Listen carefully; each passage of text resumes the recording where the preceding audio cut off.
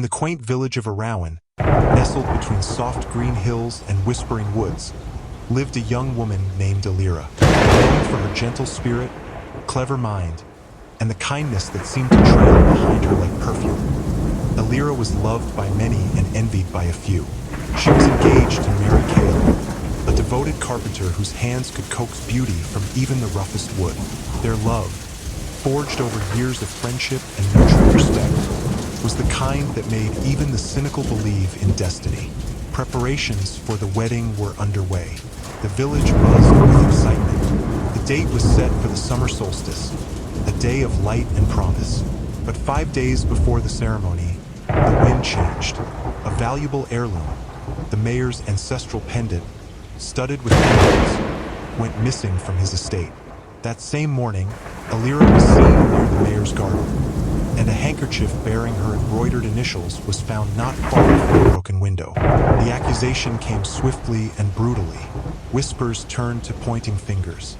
Townsfolk, quick to protect their own pride and status, demanded answers.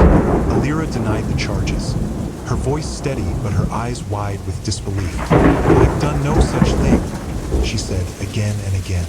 But the evidence, however circumstantial, spoke louder than her innocence. The mayor, a stern man who never liked the idea of a common girl marrying a promising tradesman, made an example of her. Elira was imprisoned in a cellar beneath the town hall, not in chains, but in shame. Cale, heartbroken and confused, tried to stand by her, but pressure from the mayor, his own family, and the rising storm of gossip made him hesitate. On the eve of what would have been their wedding, he visited her. "They say they'll let you go if you admit to it," he said softly. Elira looked at him, her eyes swollen from tears but still shining. "You believe I did it?" Cale hesitated, and that silence was more painful than the accusation. She turned her face away. "Then leave me to the truth." Weeks passed. Elira was released, though her name was not cleared. She returned to her small cottage at the edge of the woods, where the silence was deeper than the pain. Her garden withered. Her laughter, once a familiar sound in the village square, was gone. But fate is a patient writer. Months later, the mayor's son, a proud young man named Ryan, fell seriously ill. A healer from the neighboring town was called, and during treatment, the boy began muttering fevered confessions. One night, with the mayor at his side, Ryan admitted that he had taken the pendant, drawn for gambling debts.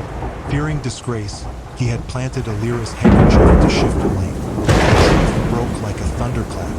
The mayor, devastated and publicly disgraced, rode to Elira's home with trembling hands and bowed head.